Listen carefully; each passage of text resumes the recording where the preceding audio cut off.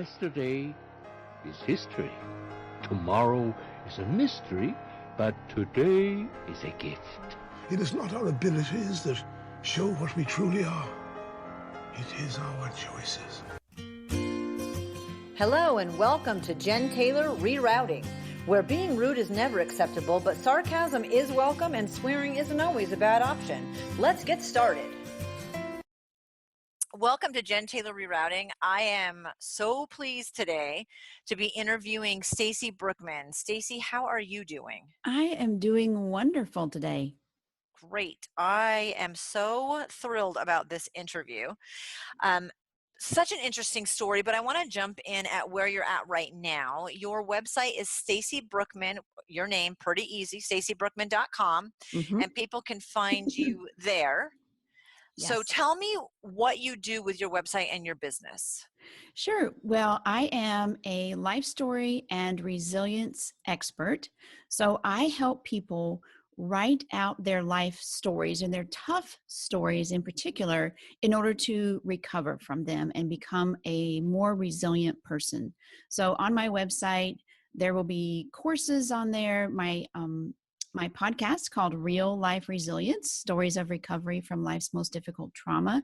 And a new thing I'm just putting on is an Emotional Abuse Recovery and Resilience Summit. So I'm really excited about that as well. Wow, that's actually pretty fantastic. So how did you find this calling to be an entrepreneur with this business, this passion? Oh, through hard-won wisdom. I always love when, your business becomes your passion because of what you've been through. Yes, and that is exactly what this is. Yeah, definitely. So we're going to get into that. So you're in Phoenix now. Where did Yes. you grow up? Tell me a little bit about growing up and up to the point where you got married. Sure. I grew up in Kansas, in Salina, Kansas, right in the middle of Kansas. And when I became an adult, I moved to Kansas City, Kansas, and spent 10 years there. And since then, I've moved around, almost every 2.5 years or so. Although I spent, 5 years in Houston or so. But I've been in Pennsylvania, New York, Texas 3 times, all over. And now I'm in Phoenix. So I love it. I love it too. I'm a little gypsy myself. So I can appreciate that completely. Yeah. So everything's normal. Tell me how old you were when you got married and a little bit about how you guys met and that whole story. My sociopath marriage? Yeah. So we met at a gym. I was going to this gym, and a mutual friend introduced us. He was a runner, a marathon runner. I was a biker. I loved to do bikes and did the MS 150 and all kinds of stuff like that. And our mutual friend was a swimmer. So we did a team triathlon, and then he invited me out after that. I love the team triathlons. Yeah, they're really fun. It was fun. So you start out normal, you meet, and it's all good. Everything's fine. And then, so how long was it before you ended up getting married? It was, oh my gosh, it's been a long time since I've thought about that. It was probably a year or less than a year. Yeah. Okay. It was, but the strange thing about, sociopaths, I was married to a sociopath, literally not just a difficult person, that he really was a sociopath, is that initially they do love bombing. So within a couple of weeks of us dating, actually within the first week of us dating, I came home and he was at my house, working on my deck. And I'm like, oh, what are you doing here? I was a little taken aback, and he was like, oh, I noticed your deck was, damaged. So I'm going to fix it. I'm fixing it. And I thought, oh, that's good. Okay. Thank you. But within a couple of weeks, he was love bombing, and he had, quit his job and actually moved in with me. and I was in a position where I'm like, I didn't think that was quite right, but I'm like, what do? I didn't feel at the time that I could say, hey, that's not right. Why are you moving in with me? But he just moved his stuff in. And they tend to do that. They roll right over you. And if you are not aware, and if you are not on your A game, if you don't start questioning the things that happen, you're going to get sucked in. And that's exactly what happened to me. I got sucked in. I was afraid to say, hey, that's not quite right. Or, I was afraid, okay, I'm going to lose this cool guy that I just, met a couple of weeks ago. And so being ashamed and embarrassed, and I'm like, I didn't want to rock the boat. I just let it happen. And that was the first of many mistakes that I made.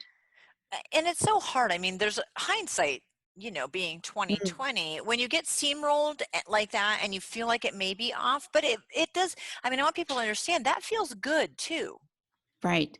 Well, and it is called love bombing, and they they love every movie that you love. They like the type of food that you love. They bring you cards or flowers, and you just think you've stumbled across the best thing ever, the best boyfriend ever that anyone could ever have.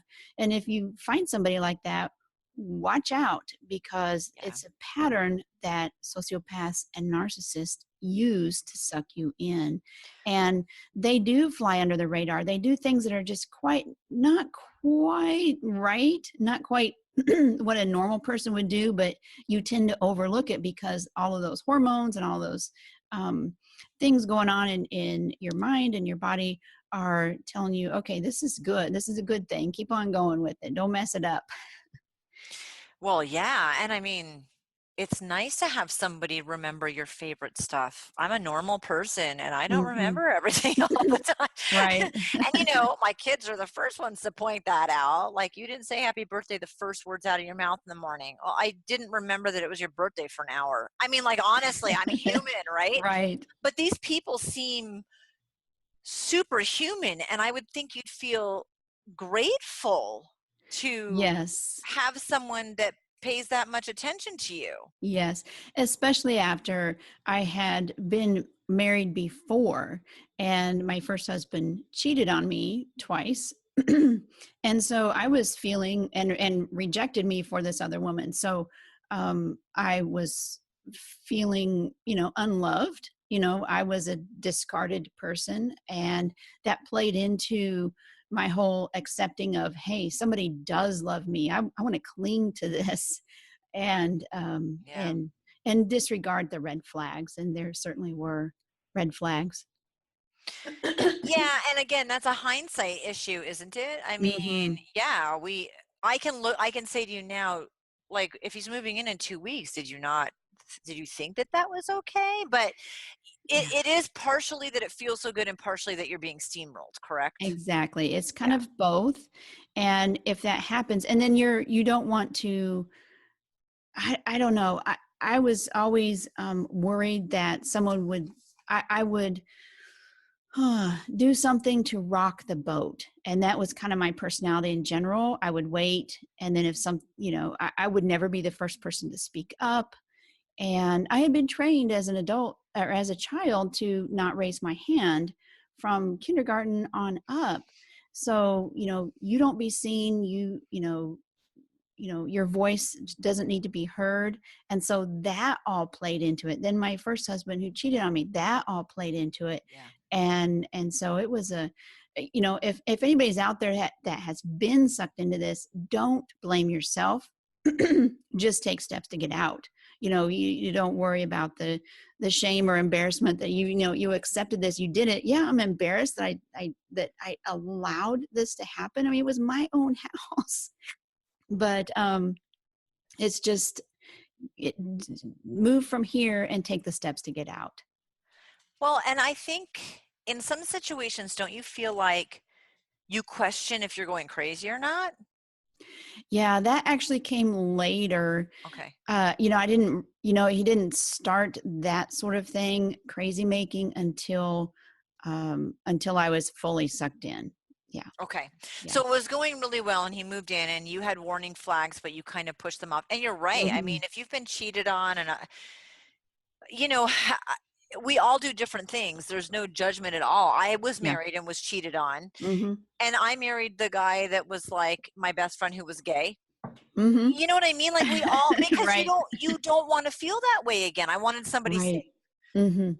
And so we all go for, you went for the guy that treated you like gold, even if it was a little weird. I went for the Right. guy that was safe. Mhm. Are these healthy relationships? No, they are No. absolutely not. But it's partially a self-preservation and partially, well, yeah, but certain things feel good. And so you go with it. Right. Well, and the other thing too is he had something that I did not, and it was no conscience. And little did I know that was a red flag. So in his when he came over to fix my deck, he said, "Oh," I said, "Oh, aren't you supposed to be at work?" And he said, "Oh no, I just quit my job." I said, "Oh, really? Did you give him notice?" "No, I just walked out." He would put stucco on houses. He said, "I was tired of that. I didn't want to do that crap anymore."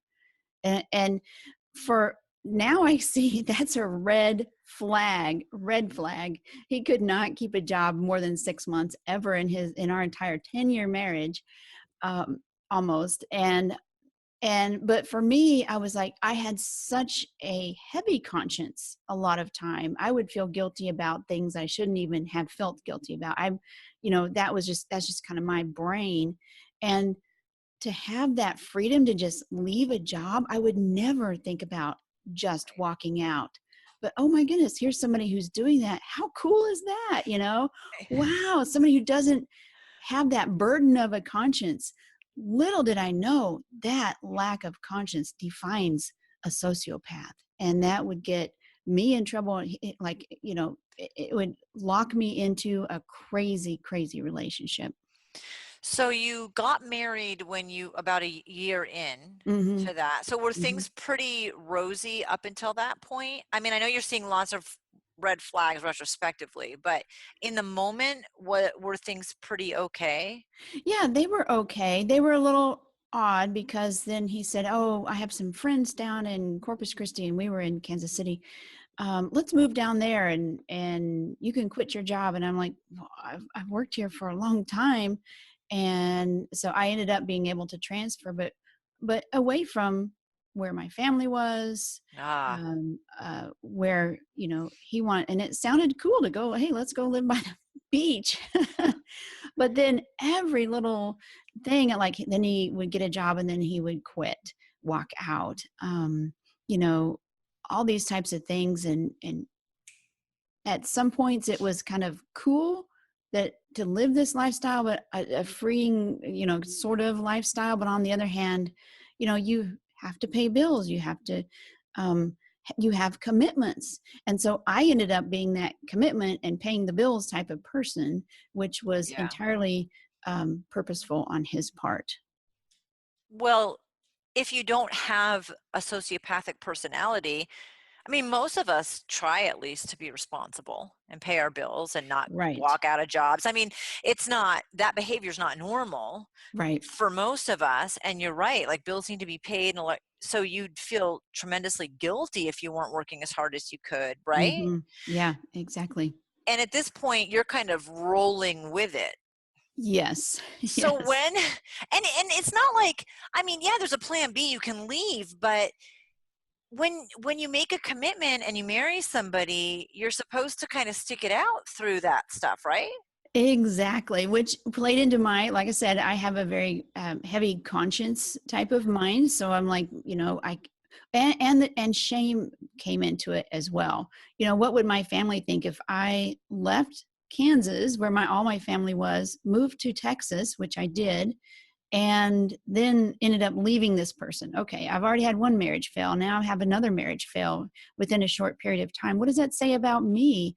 And I didn't want that to happen. So yes, I wanted to make this marriage work. And I thought, okay, I can roll with some of these quirks. I thought he had a little quirky personality, but it just kept getting worse. So when did things start getting worse, and what did that look like? And you were married for about 10 years, so keep us on a Hmm. timeline a little bit.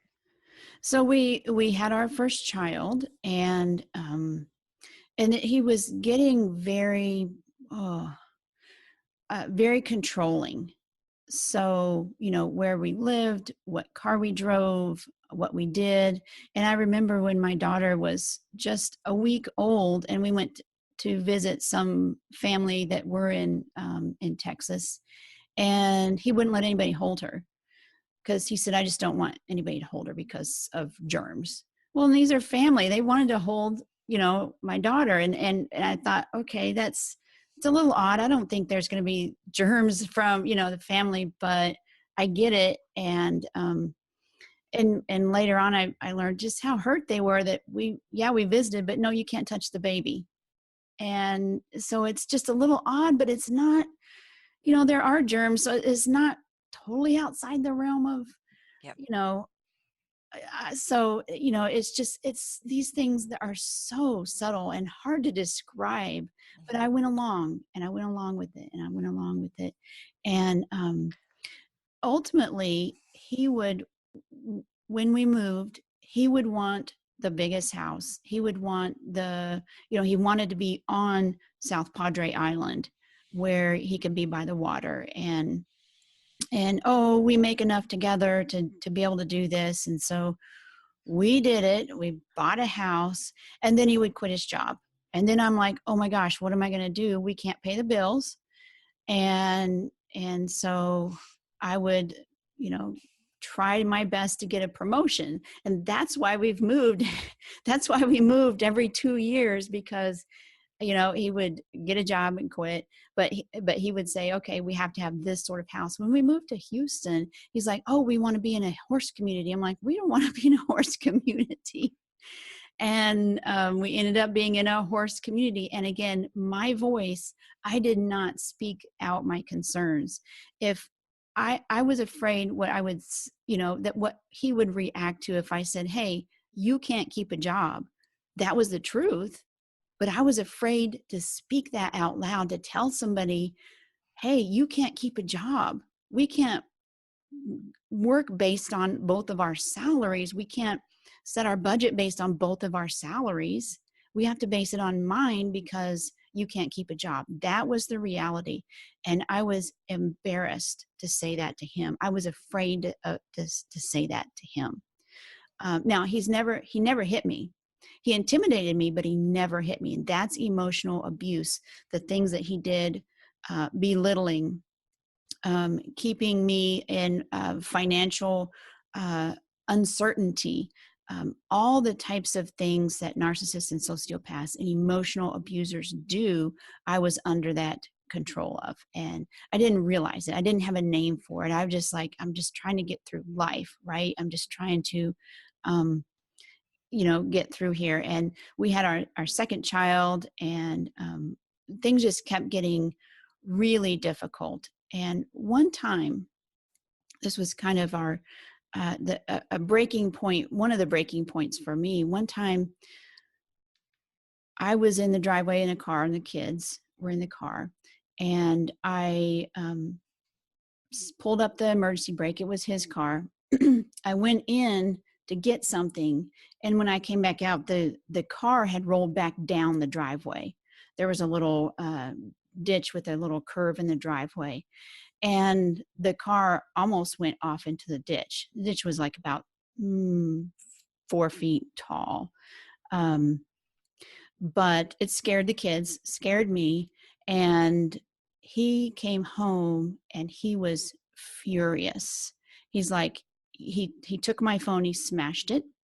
He started screaming, just screaming and spitting at me. Why did you do this? And I'm like, I didn't do this. I thought I pulled up the brake. And he's like, no, it has to be pulled extra hard.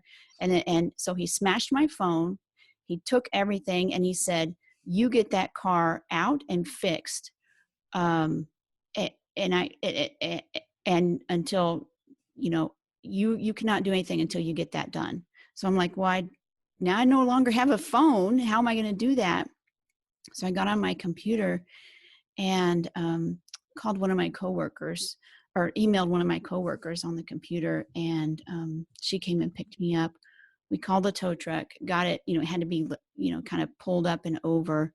No damage, but, the kids saw that. I saw that, and I could see, okay, this is not what I signed up for. This is abuse. And I was scared of him. He was so angry then, that I slept that night with a knife under my pillow.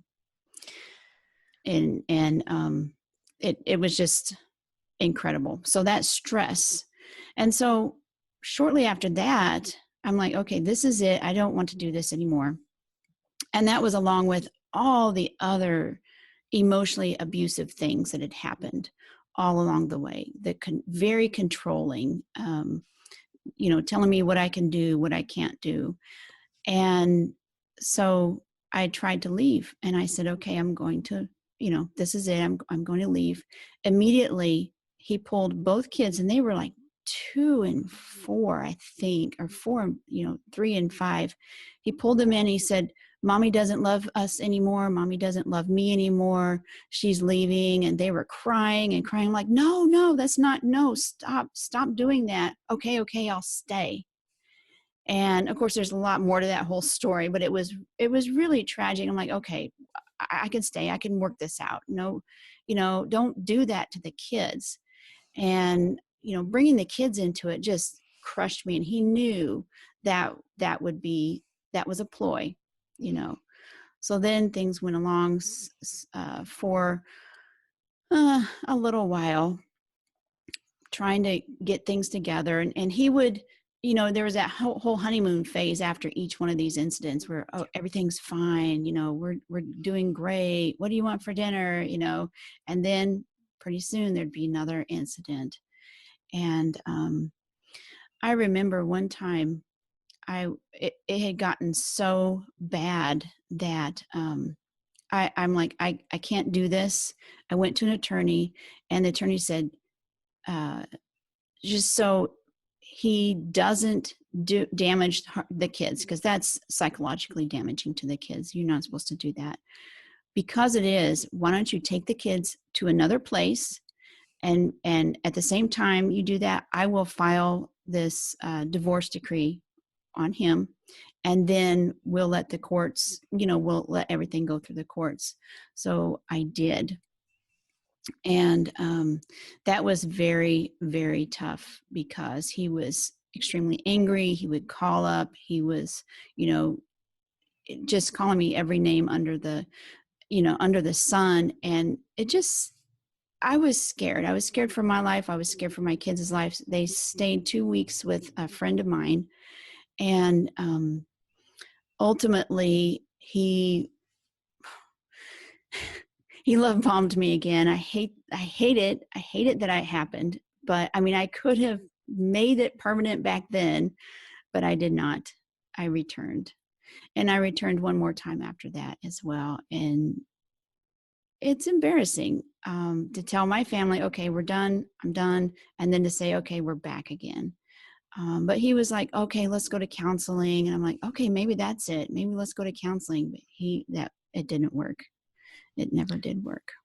Well, therapy can only work if both people are truly invested in, and someone who's sociopathic isn't invested. They're manipulating. It's like a puppet master.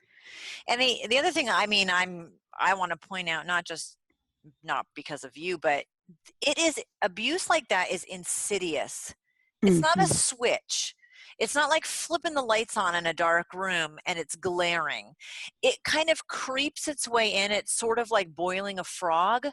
You don't put it in the hot water. You put it in the cold water and you turn it on.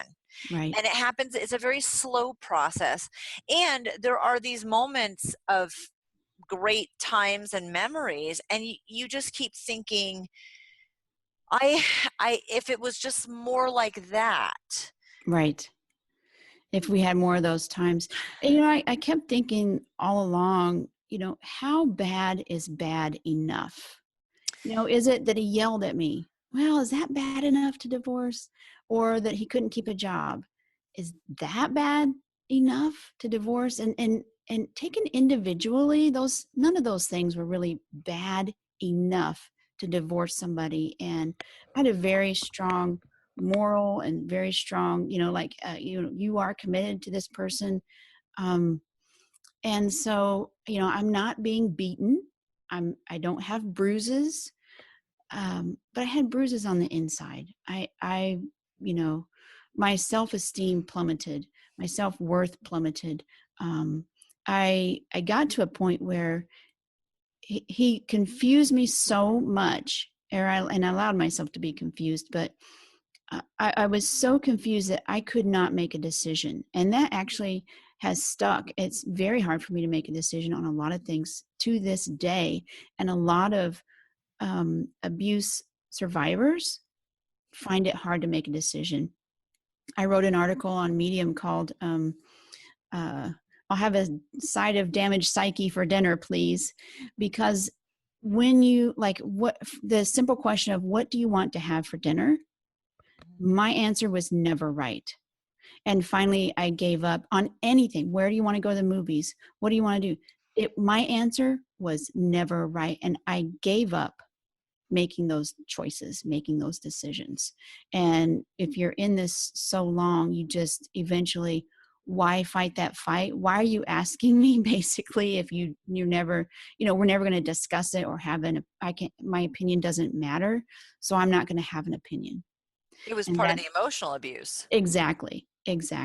So a lot of people are out there thinking, yeah, I just gave up having an opinion because it was too much work to try to get yours validated. So never mind. It doesn't matter. He also, part of it was narcissists and sociopaths do this. They distance you from friends and family. They say, oh, they didn't really mean that, or why are they doing that to you, when it's just like normal family stuff. But they cause you to question those relationships. They cause you, when he took me to Texas, he was taking me away from my family. And I still communicated with them, but you're distant. And then you can't have friends in the new place because you don't want them to come over for this kind of weird, kind of quirky thing. That's a little embarrassing. So you don't make new friends, and you end up being isolated and depending on that person for social contact. And that's not a good thing. That is never a good thing. But one of the things he did was also anything that I loved, he would destroy. So when we moved, I had, a hope chest. I had, some old, scrapbooks from my childhood, and, and I had taken all of that stuff. One day when I was at work and it was raining outside, he put everything of mine outside while it was raining, and it all got ruined. And those are kind of things that are like, near and dear to your heart, right? And did I say anything? Like, why the hell did you do that? No, I was like, because he said, oh, I was cleaning the house and I just stuck them out there. Why in the world would you take all of my stuff out? Thinking now and clearly, why would you take my stuff outside in the rain? You could have supposedly cleaned house before, or after, or you could put your stuff out in the rain or put them in a different room. But no, he put them all out there, let the rain ruin them. And so I got to the point where, what kind of furniture do you want? I don't care. What do you want for, dishes? Where you're, like, everything that was of value to me, he ultimately destroyed. So you didn't want to love anything. I know, I didn't. And to this day, I'm happily married now. So there is hope to someone who is not psychotic. Like someone will ask, my new husband will ask, well, what do you want to do for dinner? What kind of furniture do you want? Do you like these bookshelves? Sure, I like them. And honestly, I have no opinion. I've been trained to have no opinion.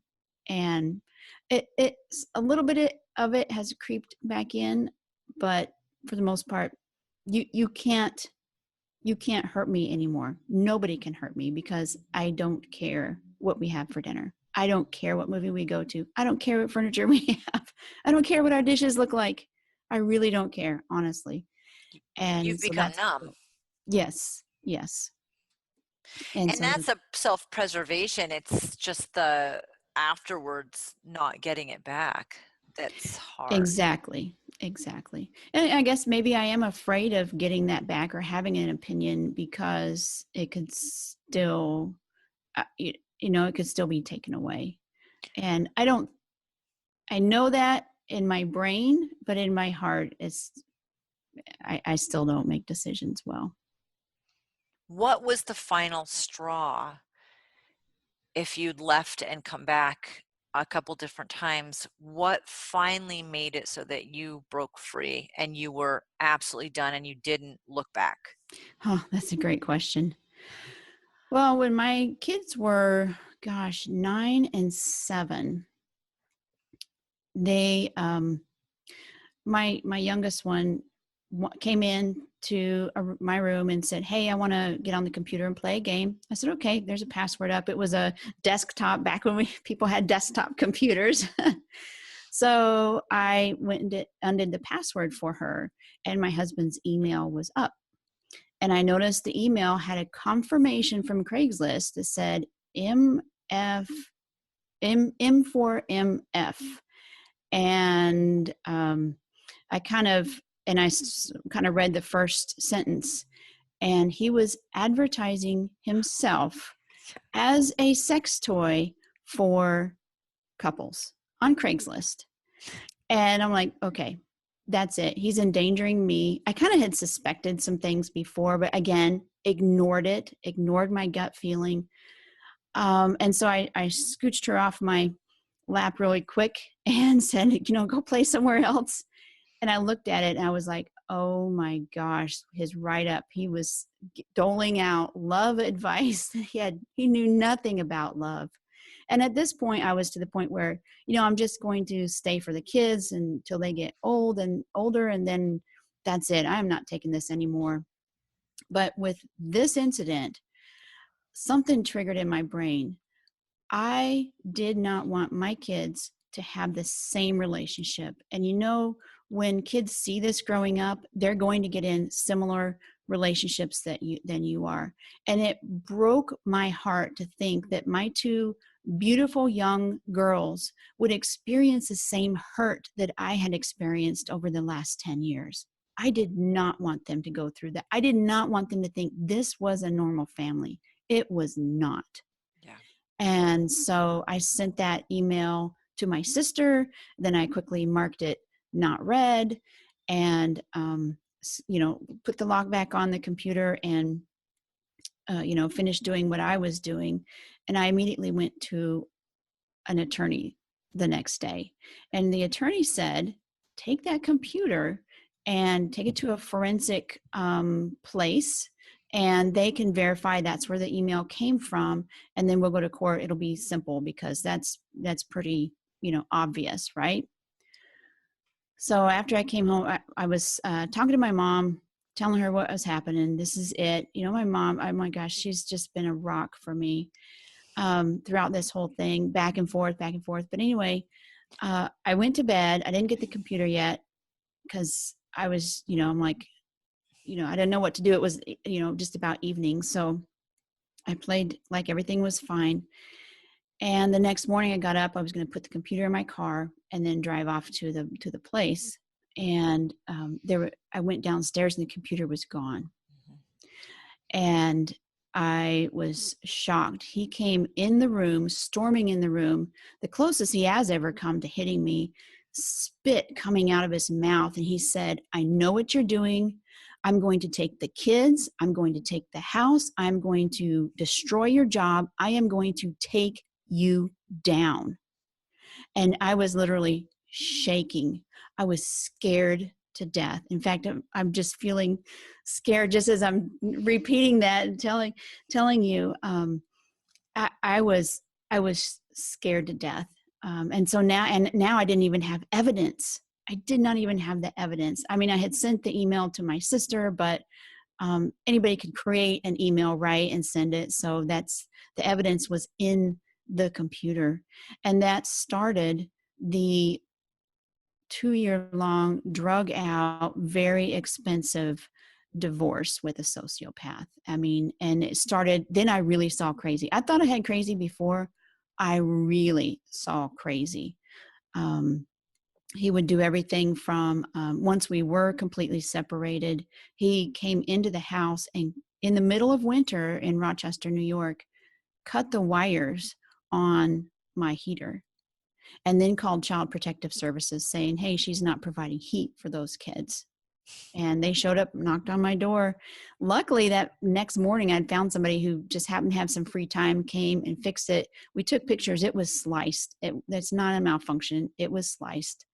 Another time, there was a fire downstairs in my heating system. I mean, all kinds of stuff. He even married somebody else while he was still married to me before our divorce was final. And he wouldn't sign the paperwork. He wouldn't finalize it. I had to file bigamy charges, and they tried to track him down for a year. And before the sheriff's office had finally set him down in their office and said, if you don't sign this, because in New York, the first person who files has to sign the last paperwork. If you don't sign this, you're going to prison right now because bigamy is a felony. That's the only reason he signed it. I'm like, why do you want to be married to me when you're doing all this stuff? Why, I don't know. Because and you're it's already control. married. It is control. It's control. Yeah. Yeah. Tons of other stuff.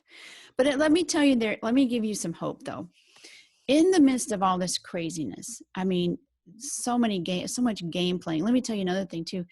He, in New York, the first person who leaves the home is considered abandoning it.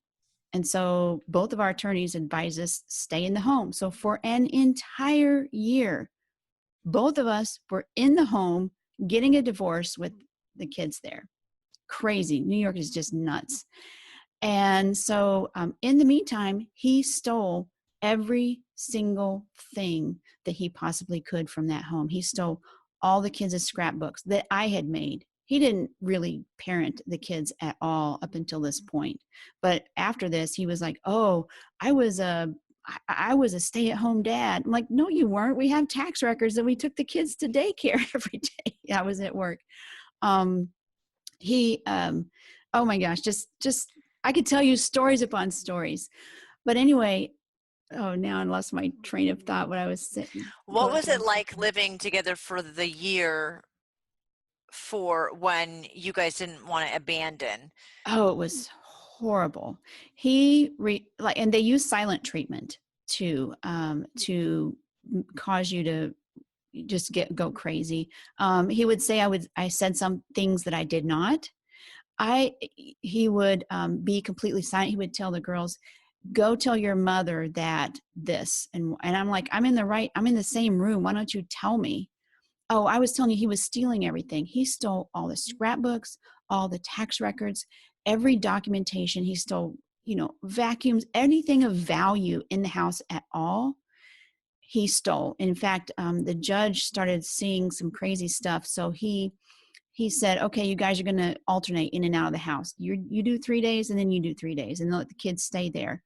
That was even worse because on the days that I was out of the house, he would steal everything. And then when I was in the house, he would put one little picture, a locket-sized picture of one of the girls out on the counter every couple of days to let me know. That was psychological. Hey, I have all the pictures. You can have this one little, 1/2 inch by 1/2 inch picture. I have everything else. And to this day, he still does. I ultimately asked all my friends and family, hey, if I've ever sent you pictures of the girls in all of their years, 10, 11, they were 11 and 9 at this point of their lives, can you send me copies or can you send them back? Because I have nothing of their childhood because he's stolen everything. And so ultimately the judge finally decided it was getting bad. And the judge decided that it was in the kids' best interest for me and them to leave and go to Texas, where I did eventually have my family there. So that was really unusual. And I'm very grateful for it. When that came down, my attorney said, listen, you got to get out of here within 2 weeks because he can file an injunction and then it could drag on even more. So I got a transfer on my job, told the kids, grab 10 toys and we are going to be out of here. And we did. He continued to be horrific. They're very poor co-parenters. You cannot operate on the same rules. I'm still a good person. So I'm like, okay, we need to talk, have them call, et cetera, et cetera. He was horrible. When they left, he said, oh, your dogs miss you. Your teachers miss you. Your old friends miss you. I'm like, do you realize what you're doing to your kids? The psychological damage. They don't care. They do not care. No, there's nothing outside of, they're the nucleus. Yes. He was the nucleus, and they don't care about anything else. So in the midst of all that trauma, and your brain is in chaos, just chaos. And I'm just trying to think, ultimately he bugged my car, and that's how he found out I went to an attorney. But so many other crazy things. I did go call the police a couple of times. But in the midst of that, I took a class. I'm like, I need to have some sort of a release for me. And I took a memoir class at Writers and Books in Rochester, New York. I'm telling you, that saved my life, because I would write all these crazy stories that were happening every single week. And I would write it and bring them to my class. And they brought their stories and we all read them. And it was just amazing how calm I could be after putting that down in black and white. When your brain is in trauma, when these crazy things are happening, it's in chaos, and those traumatic memories are stored in a different part of your brain than regular memories, and they come back to haunt you. They're very sharp. And so what writing does is it makes you find the words for what's happening in your brain. You're like, okay, this is exactly what's happening. And you can write it out in black and white. And that's one of the things my attorney said was, write down what happens exactly. Don't put emotion into it. So I did her list. Here's what happened. He pulled out a recorder and was recording. He broke into my car. He did this, he did that. But then for my class, I'm like, I can't believe, he was recording me and provoking me to yell. And then he was recording me and doing all kinds of, crazy things. And then I could put more of that emotion into it. And that is what helps you put those memories into the regular part of your brain where they can fade just like, regular memories do. And that's the benefit of writing your stories out. That's why I want to help people now, because that helped me tremendously. You start saying, oh my gosh, I have accepted this. And yes, it's embarrassing that you've accepted it, but when you recognize what's happening and you can put a name to it, you can move on from it. You can help correct the situation. You can be an advocate for yourself.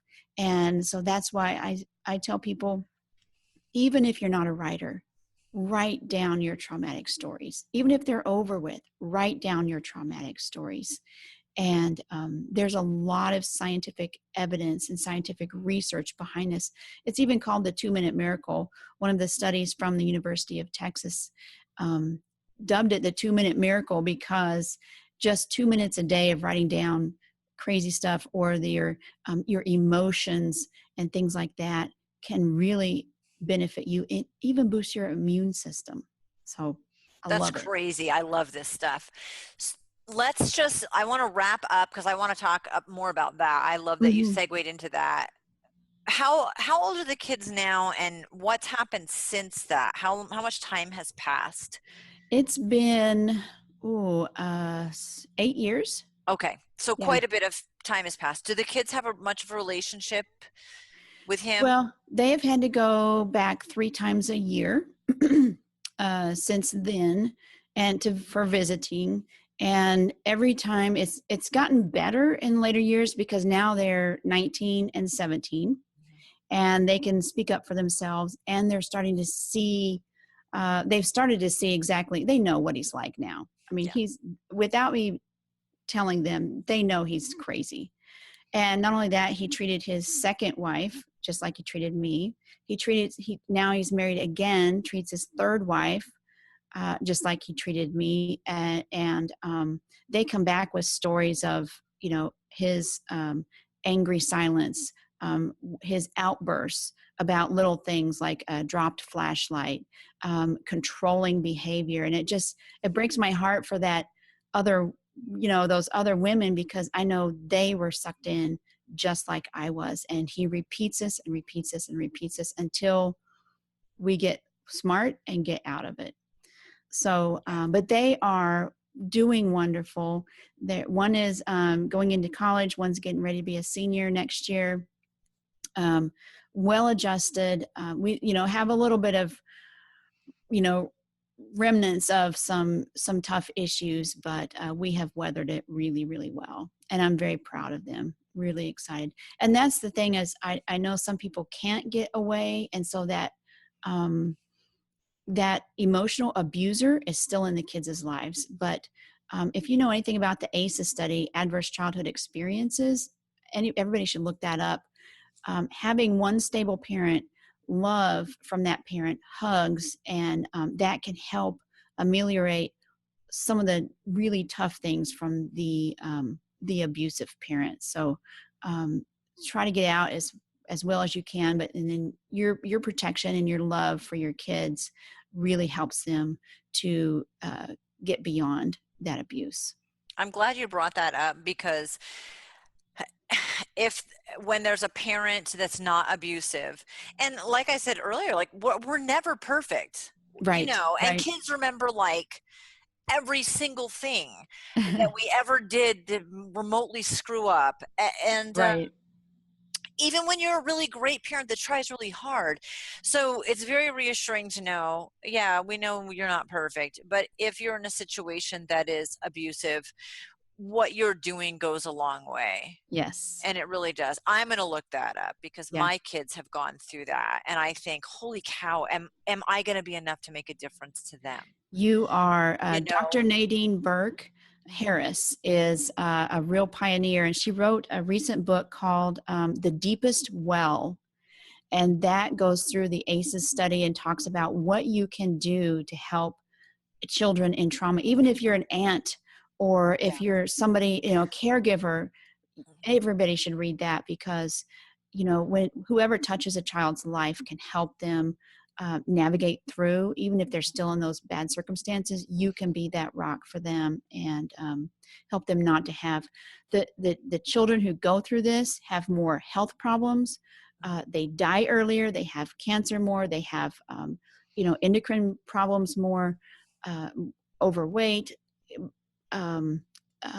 mental issues as well. But taking action in a child's life can help prevent that. So that's what the ACEs study is all about. I love that. I'm so glad you mentioned that. And because I know it was my third grade teacher. I grew up in a very abusive household, but both parents, there wasn't that other person. It was my third grade teacher. Yeah. And I love telling that story, because you can make such an enormous impact in passing. Absolutely. Because things got much worse in our house after third grade, but I knew I was worth it to her. She made such a difference to me. But then yet you have your own kids and they go through trauma, and you still question, oh my God, am I going to be enough? Right. Because you don't want your own children to feel any of the pain that you've gone through. Yeah. Or your friends or any of that. I love that. So you took the memoir class as kind of like I'm just going to do something to myself. And now it just launched you into helping other people write their stories. And it is not about being a good writer. I want to emphasize. No, it is definitely not. No. Right. I'm a published author. You don't even have to be a published author. You can have a personal memoir. I love what you're doing. So I want to encourage people. Writing does make a difference, but sometimes you need a little guidance in the process, or accountability in the process, a little crutch every once in a while. And you provide that for people to go through their story in written form so they can heal from it. Exactly. I tell people you never, ever have to share it, but it's important for you to write it out. And so I take people through a step-by-step process to embrace their story, enable their story, enhance their story, and elevate their story. And the first step is writing that first chapter of your life story. And I take people, it's really, really easy. So I have a webinar. It's at stacybrookman.com/webinar. And it's all about writing the first chapter of your life story in just 7 days. So I guarantee you, after you take the webinar, within 7 days, you'll have that first chapter. And then you'll have the tools to take it beyond that. I know it's going to get you all excited about writing your story. Even if you don't ever share it, getting that stuff out. Yes, you're going to feel strong emotions while you're writing that. That's important. That's okay for you to do that. And you're going to feel shame at how you participated in it or what you allowed to happen. That's okay, but you are moving on from there and you're building a more resilient life and a more joy-filled life. And that's what this is all about. I love it. Thank you so much for sharing your crazy story, Stacy. Absolutely. There are a lot of crazy stories out there. Yes. But I'm so thankful. I feel so blessed that you were willing to share your story, but then share all that hope. Right. Yes, there is hope. And I mentioned before I am married. It was quite, I've been married for 2 years. It was quite a while before I ever started dating again. And I think if people get divorced or they finally get away from their emotional abuser, that they're like, oh, I need to be in a relationship. I want to be in a relationship. And I always tell people, no, be satisfied with yourself. Be happy. Build your life. There's a beautiful poem called After a While by Veronica Schafstall. Amazing poem. And that says, plant your own gardens and decorate your own soul and be whole in yourself and do this writing and be happy. I was happy to, live the rest of my life by myself. I was excited and then ultimately along came this man who was amazing. And I put him through a lot of psychological hoops before we dated for too long. And he is definitely totally amazing and not a psychotic person. So anyway, there is hope, but don't feel like you have to have a man. You do not need a man. You do not need another partner at all to be happy with yourself. I always tell my partner, who's pretty amazing, and we've been through our own rough stuff too, which is why I know he's so amazing, because we've been through our rough stuff. Uh-huh. But he's, he gives me a hard time. You don't need me at all. You don't need anybody. No, I don't. But I've chosen you, and isn't that so much better? Yes, that is way better. Way better. Exactly. Thank you so much. You're welcome. Thanks, Jen. This was wonderful. I'm so glad that you do what you do and bring all this great stuff out for people to see and hear. Thank you. People need to know they're worth it and that there's hope and that they're not alone. Yes, absolutely. Thank you so much for listening in to Jen Taylor Rerouting. Like, share, and of course, comment. I welcome input with attitude. Get a copy of my book on Amazon, Hello, My Name is Warrior Princess, or check out my website, jentaylor.net. And if you still want more, sign up for one of my coaching packages.